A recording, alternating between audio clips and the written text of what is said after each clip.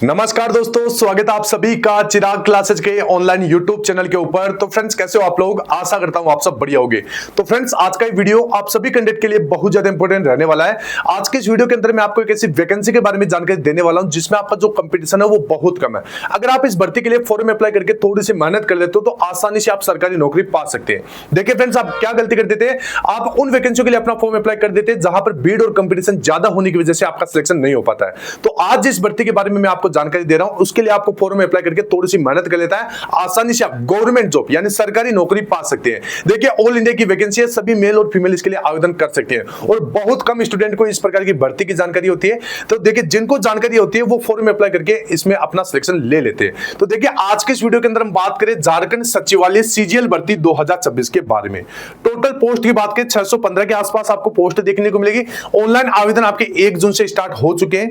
इसकी योग्यता क्या रहेगी, उम्र क्या रहेगी, चयन प्रक्रिया क्या है, संपूर्ण जानकारी मैं आपको सरल भाषा हिंदी में इसी वीडियो में देने वाला हूं। ठीक है, तो ध्यान से इस वीडियो को देखिएगा। इस वीडियो के नीचे आपको एक हाइप वाला बटन मिलेगा, इसके ऊपर आपको जरूर क्लिक करना है। जो कैंडिडेट हाइप वाले बटन के ऊपर क्लिक करके कमेंट करता है, वो चैनल को सब्सक्राइब करके कमेंट करता है, तो मैं प्रत्येक बच्चे का रिप्लाई देता हूं।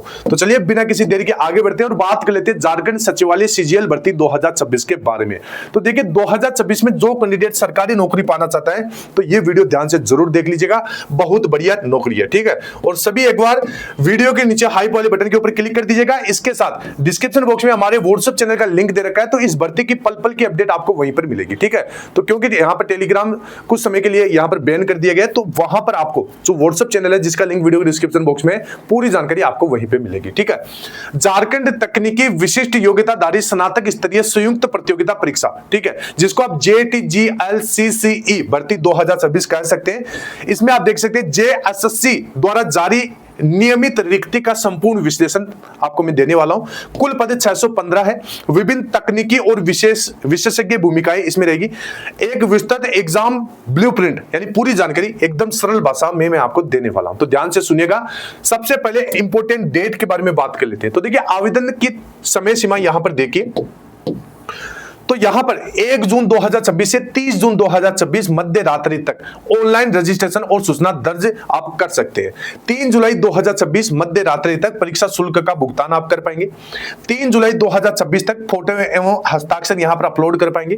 5 जुलाई से 10 जुलाई 2026 आवेदन में सुधार जैसे नाम, जन्म तिथि, ईमेल और मोबाइल नंबर को छोड़कर। ठीक है, तो ये ध्यान रखना है। तो सभी एक बार वीडियो के नीचे हाइप वाले बटन के ऊपर 2 से 3 बार क्लिक कर दे और चैनल को सब्सक्राइब कर दे। ठीक है, चलिए यहां पर आगे बढ़ते हैं। अब देखिए, परीक्षा शुल्क एवं छूट संरचना के बारे में बात कर लेते हैं। तो देखिए, यहां पर आपका जो शुल्क है 100 रुपए रहेगा। किन कैंडिडेट के लिए? जो सामान्य यानी जनरल कैटेगरी से, आर्थिक रूप से कमजोर यानी AWS है, पिछड़ा वर्ग यानी OBC है एवं अन्य राज्य के सभी अभ्यर्थी, उनके लिए 100 रुपए फीस रहेगी।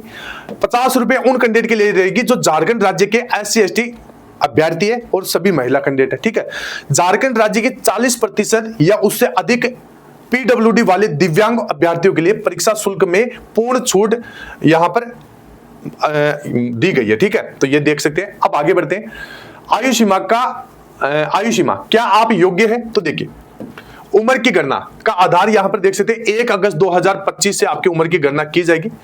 यहां पर देखिए, अगर जनरल EWS कैंडिडेट है तो 35 वर्ष तक, अन्य पिछड़ा वर्ग यानी BC1 और BC2 कैटेगरी से पुरुष कैंडिडेट है तो 37 वर्ष, महिला यानी अनारक्षित EWS और BC1 और BC2 कैटेगरी से है तो 38 वर्ष, अनुसूचित जाति यानी SC, अनुसूचित जनजाति यानी ST और पुरुष और महिला कैंडिडेट है तो 40 वर्ष तक आप भर पाएंगे। ठीक है, तो सभी श्रेणियों के निःशक्त यानी PWD अभ्यर्थियों को अधिकतम आयु सीमा में 10 वर्ष तक की अतिरिक्त छूट मिलेगी। ठीक है, तो सभी एक बार वीडियो के नीचे हाइप वाले बटन के ऊपर जरूर क्लिक कर दे। चलिए यहां पर आगे बढ़ते हैं। अब देखिए, 415 रिक्तियों का विस्तृत वर्गीकरण आपको समझना है।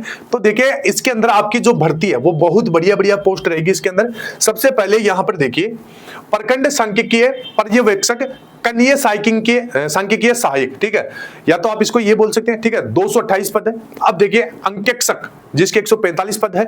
इसके बाद में मत्स्य प्रसार पर्यवेक्षक, इसके 78 पद है।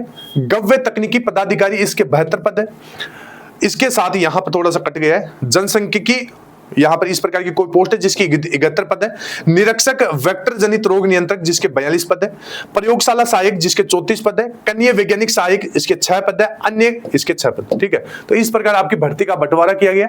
अब देखिए शैक्षणिक योग्यता के बारे में बात कर लेते हैं। तो यहां पर विज्ञान व चिकित्सा पद लेवल 5 से 7। तो यहां पर इसमें आपको समझना है सहायक कीट विज्ञान वेता या वेक्टर जनित रोग, ठीक है, जिसमें आपको देखिए आपकी योग्यता क्या रहेगी कि जीव विज्ञान या कीट विज्ञान में पीजी या फिर विज्ञान में बीएससी आपके पास होना चाहिए। ठीक है, प्रयोगशाला सहायक इसमें आपके भौतिकी या रसायन है।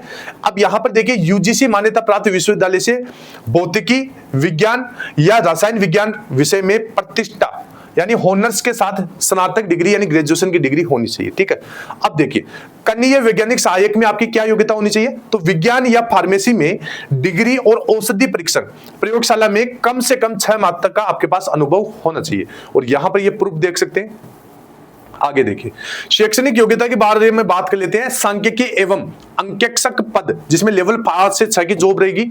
अब देखिए यहां पर आपको कुछ चीजें समझना है। प्रखंड सांख्यिकीय पर्यवेक्षक जिसमें 228 पद है, इसमें आपके स्नातक की डिग्री रहेगी गणित अर्थशास्त्र और सांख्यिकी से। ठीक है, अब यहां पर अंकेक्षक जिसमें 145 पद है, स्नातक डिग्री मांगी गई है गणित अर्थशास्त्र वाणिज्य या और सांख्यिकी से। ठीक है, अन्य तकनीकी पदों की बात कीजिए मत्स्य प्रसार जिसमें मत्स्य या जंतु विज्ञान में स्नातक होना चाहिए। गव्य तकनीकी डेयरी टेक्नोलॉजी और विज्ञान में स्नातक होना चाहिए। ठीक है, आवेदन की अंतिम तिथि 30 जून 2026 तक न्यूनतम शैक्षणिक योग्यता पूर्ण होना अनिवार्य है। ठीक है, अब देखिए परीक्षा का प्रारूप यानी एग्जाम पैटर्न आपको समझना है।